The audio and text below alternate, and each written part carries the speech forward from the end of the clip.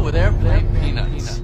You know how many people fucking they go? Everyone says, "I got a buddy just like a Tommy." Me and my buddies are like a you and a Tommy and a Joe and a Ari. Oh my God! I don't know why you're doing a racist pizzeria owner.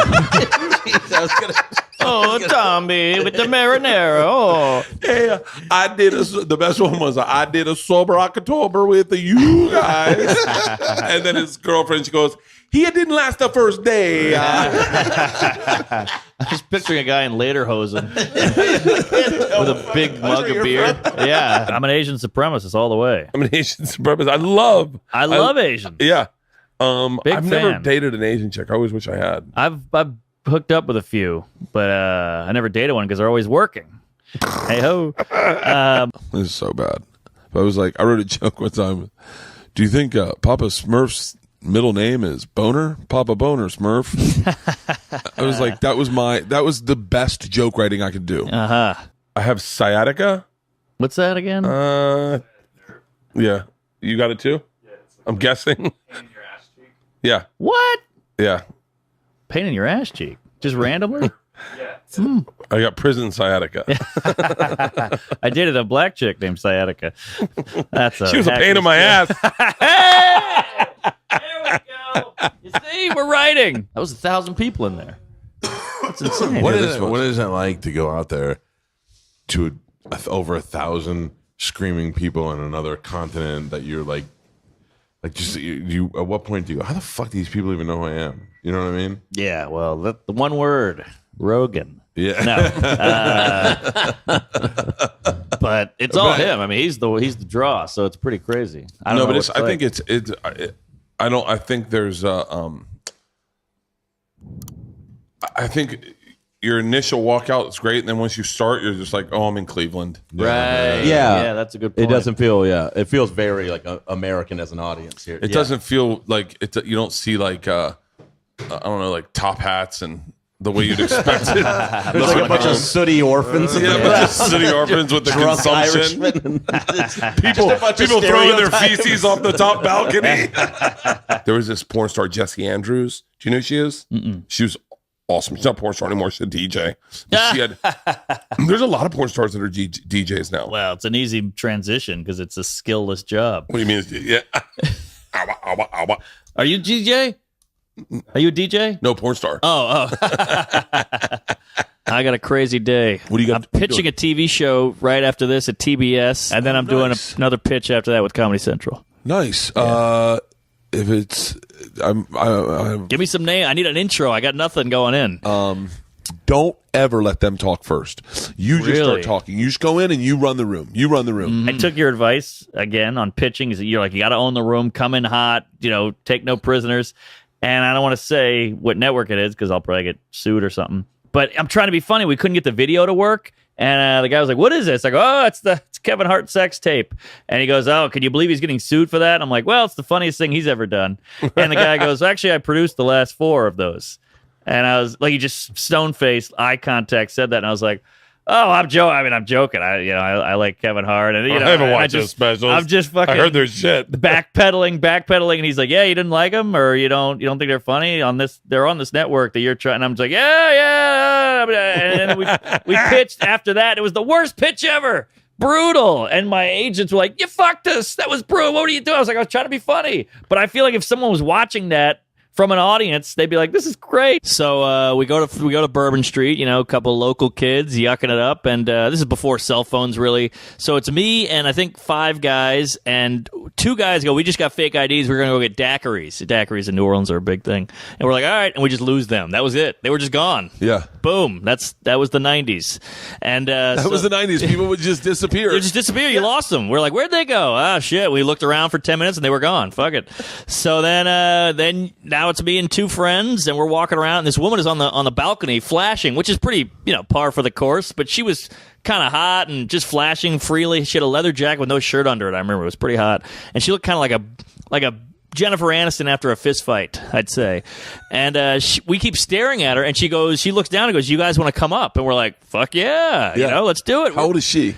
I'd say 45. Oh, wow. Yeah, but she looked good still. She was hanging in there. She'd seen a few winters, but, she was hanging. And so we try to go, it was the Ramada Hotel. We try to go up, and the guy goes, you can't come in if you're not a guest. So we go back, we look up at her, they won't let us in. She goes, I'm coming down. We're like, oh my God. As a kid back then, as a teenager, no adult gave you the time of day. So this is crazy that she's talking to us. So she comes down. She's very maternal, like, how you kids doing? You guys want to come out and throw some beads? You feeling good? We're like, this woman doesn't want to do anything. Yeah. And so my friend is like nudging me. He was like, just say something. Just ask her. What do you got to lose? So I just go, hey, look, lady, I don't want to go into 2000 a virgin. And she puts her hand on my shoulder and goes, well, I won't let you. And I was like, oh my God. So she's like, she brings us into the hotel. She goes, puts us in the elevator, and she says, go to room 239. And then the doors close. She's not in there. And we just go, oh my God. We're just a bunch of 16-year-old Joe. Like, oh my God. We're punching each other in the shoulder, headlocks. Oh my God. So we get out of the elevator. We go to room 239. We wait 10 minutes, 20 minutes, 30 minutes. We're like, what the fuck? We're just sitting on the floor now. Finally, she walks up. I don't know what she was doing. Finally, she walks up. She opens the door. There's an old man with a white beard and a Harley Davidson hat and a leather jacket just sitting in a chair staring at the door. And he goes, which one is it? And she goes, him. And she points to me. And he goes, all right. And we're like, what the fuck is this? Oh, and he goes, you two, the old guy goes, you two, come out on the balcony. I got a case of beer out there in a cooler. And my friends are like, should we go? And I'm like, just go, fuck it, whatever. So they go outside. He closes the French doors behind him. She walks up and shuts the blinds. So they're out there, and they're out of my life. So now she's like, all right, so how do you want to do this? And I was, young, cocky kid. I go, well, I'll take a blowjob first. And she goes, I don't give blowjobs. And I remember saying, you pick up kids off the street, but you don't give blowjobs? She didn't like that.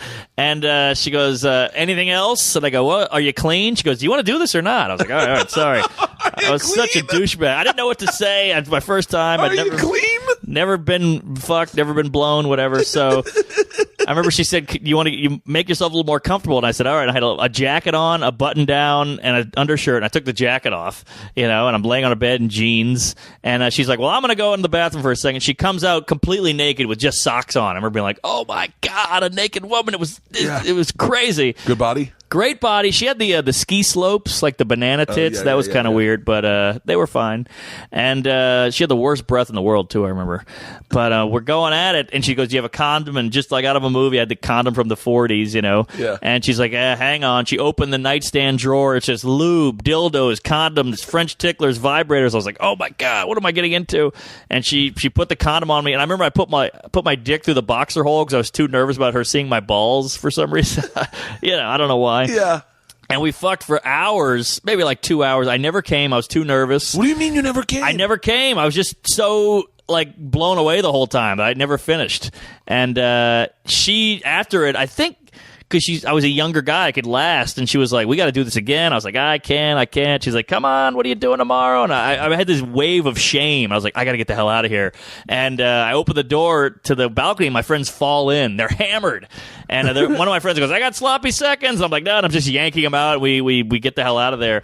We go to my friend's house. We pass out, and the phone rings like 7 a.m., and I answer the phone, that's very 90s, too, is a landline. I'm answering my friend's phone. You would never see that now. Yeah. So I answer my friend's phone, and it's my two friends we lost. And they go, you're not going to believe what happened to me. I'm like, you're not going to believe what happened to me. And they go, we met these two swimmers from UCLA. We fucked them. And I'm like, I fucked a whore, and she didn't charge me.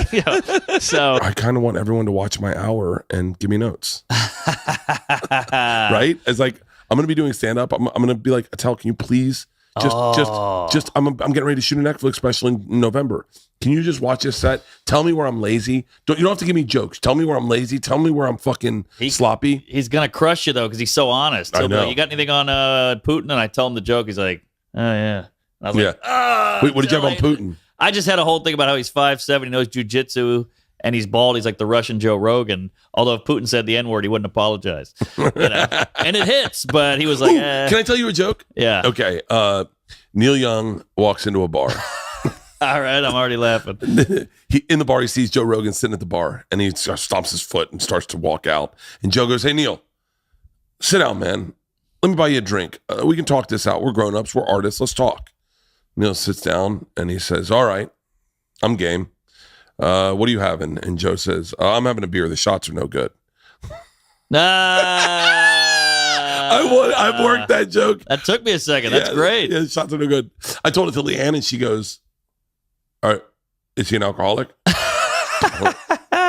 I told it to Tommy on Two Bears, and I told it for real. Yeah. I told it the way I tell a story, like where I go, oh my God, I talked to Joe last night. And I told. And, that's good. Yeah. Did he laugh? He didn't get it. I don't think I get rich quick schemes, but I fantasize about things I can do that will sell tickets, like a plane crash and I Yes. rescue people. I think about that all the time. I used to think about that with getting laid. Like, all right, maybe I'll set up a fake robbery and then I'll beat the guy up and then she'll blow me. But yeah, I do that. Like, I always want to save the day somehow and have it go news viral. You know, like loser comedian with small penis saves old lady from getting raped. You know. Here's the question though: do you mention your like, say you save the day, news crews show up, they go, "Hey, can we talk to you for a second?" Do you say, "Hey guys, I got a show in Sacramento this coming week"? For those of you who don't know or listening, John Mans has been on tour with me. He was my shooter for Trip Flip, and he was also my shooter for Bert the Conqueror. Mans is getting himself in camera. Say hello, Manzi. And so I'll give you a few quick stories. His stepfather, Mans grew up at like 10,000 feet elevation. And one night his stepfather had made honey. And one night his stepfather found a bear in his honey. And so he chased the bear out of his honey. And all of a sudden the bear turned around and chased him. So they're like Benny Hill. Sounds like a euphemism. Chasing the bear. And then you see the bear. These are my favorite man stories. Do you think the bear was just like, wait a second, I'm a fucking bear. That sounds like a euphemism. So I came home, there was a bear in my honey. That sounds like came home as a black guy fucking my wife. Stretched it out for me. I do it to Georgia and Isla because they know John really well. And I'll go, did John ever tell you about the time he was a ninja and got arrested? And they're like, wait, what? He's Asian? I wouldn't know what to do now. Yeah, well, booze is like 80% of it. Yeah. You know, you start drinking. Because for me, the hard part was because I just wanted to fuck him. Yeah. You know, I hate to be that guy, but I'm like, I just want to fuck you. I just want to make love to you, lady. Come on with the talking. How many times can you go, oh, yeah, get out of here. You're in sales? Come on. What are you crazy? You hate your mom? I know, I get it. Your cat. You love that cat. How many times can you do that, you know? Listen to this shit, man. So I've been texting with Seinfeld, and, you know, we've been going back and forth. We're actually building a little bit of a relation. And I'm such a chiseler, cheap cunt, that I bought a new phone off Craigslist because I went to the App Store. They're like, it's about $1,200 for the. I was like, $1,200? That's crazy. So I find some fat Mexican guy. We show up. He shows up to First Avenue. I get it for $300. It's a decent looking phone. I lose everything immediately. I lose all my numbers. I have to go bother people for everything. And then I'm at a comedy condo in Charlotte, hungover at 7 in the morning. There's no curtains, so the sun's coming. I can't sleep. Went out all night. I get a text and it says from Jerry Seinfeld. It goes, "Hey man, is this number still good?" And I go, "Oh, well, what's up, man? What did I miss? Sorry. Hey, it's been a crazy week." And he goes, "I've been trying to contact you." I'm like, holy hell, I've been blowing off Jerry unknowingly. And I'm like, yeah. He's your guy. I know. And I was like, "What's up? Sorry." And he's like, "Here, just text my manager." He was a little peeved. So he gave me the manager's number and I called him and he's like, "Where the hell you been? We've been looking for you." I was like, "Oh man, I got a new phone." So that's a lesson for the kids out there. Don't skimp. Get the fucking phone. I missed everything. I lost all those pics. I had all these beautiful Europe pics. So wait, what did you trade the phone for the Mexican guy?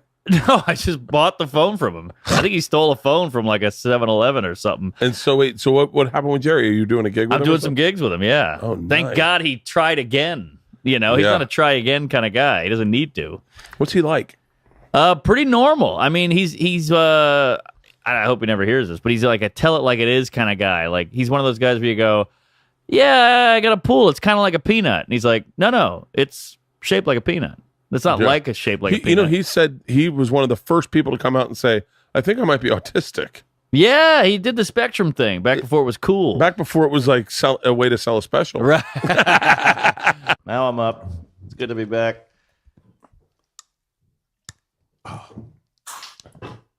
There you go. That should work. Man, that is It's been horrible. expired for 4 years. My OCD can't let me get it, throw it away. So wait, let's talk through the night last night. Yeah, big night. Show was amazing. Shane awesome. went on, ripped it. I went on, had a hot one. Intermission, drank more. Bert went on, ripped it, and then we went to the bar. I think I was looking for a little more than just The footnotes Fucking on what happened. bullet points. Jesus The Christ. bullet points. Why don't you Thanks, Mark. All right, podcast is over, guys. just put up a PowerPoint display while you're at it? He goes, my friend said you're not born gay. You heard this joke? And he goes, really? He goes, yeah, it's a decision. It's a decision, Nick. And Nick goes, are you gay? And he goes, no. He goes, but you're saying you could get talked into it. I didn't know Patrice, but I'd watched him a few times, and I was a huge fan. But I saw one time this guy went up to him, and he was wearing like a yellow raincoat, and he just goes, "Hey, Patrice, buddy." He was a comic. I didn't know who he was, but he was like, "Hey, Patrice, what's shaking, buddy?" And Patrice goes, "Man, get your fish stick ass out of here." What's the guy, Mr. Gordon? Is it? Yeah, he's like, "Get your Mr. Gordon fish stick ass out." And I was like, "Oh my god, it's hilarious," but I could never do it. I could never say hi to him. I'm too nervous. Well, I didn't know her, but I knew that she was blowing up. And I said hi, and she was like, "Oh, hi. Do you want a picture or something?" And I was like, She didn't know who you were? "No, she didn't know who I was." I guess your shirt was on. Well, what happened? Because, we all love Tommy, but where'd this come from? He's been kind of quiet and been kind of behaved after the retard scandal, which is a great new show on A&E. Check it out. It's after Law and Order. Red Rocks. We're doing Red Rocks together, baby. There's a reason Mark Norman's coming everywhere with me. Red Rocks. Red Rod, the other R word. That's what we should have called it. The other R word. Little R&R.